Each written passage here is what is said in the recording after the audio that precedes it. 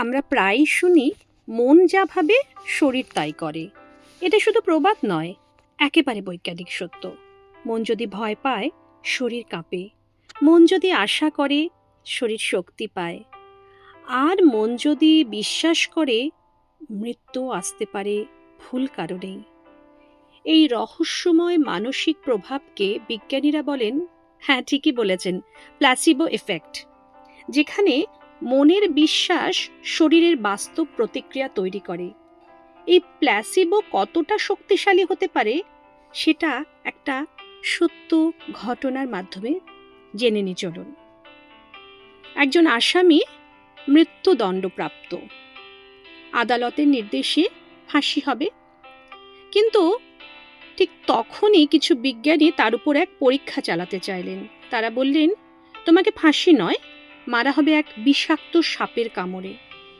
তার সামনে আনা হলো এক বিশাল ফনাতোলা কেউটে সাপ। তার চোখ বেঁধে দেওয়া হলো। সে কাঁপছে, গলা শুকিয়ে গেছে।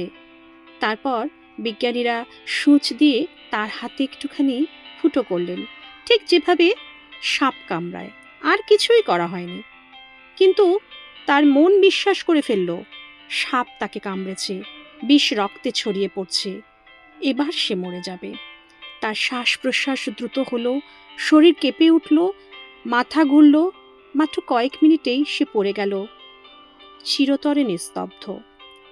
কিন্তু সত্যটা আসলে কি? না, তাকে সাপে কিন্তু কামড়ায়নি, কোনো বিষই দেওয়া হয়নি।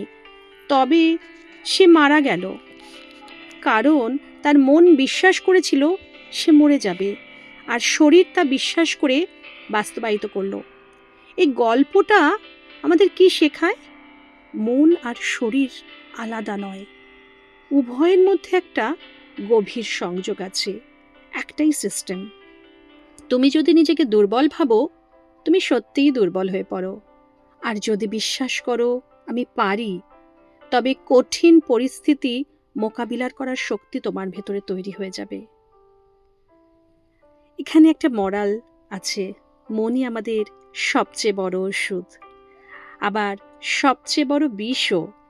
তোমার বিশ্বাসই তোমার ভবিষ্যৎ গড়ে তোলে, তাই নিজেকে ছোট ভেবো না। বন্ধুরা, এই প্ল্যাসিবো এফেক্ট নিয়ে আপনাদের জীবনে কোনো গল্প থাকলে জানাতে ভুলবেন না কমেন্ট সেকশনে। ধন্যবাদ।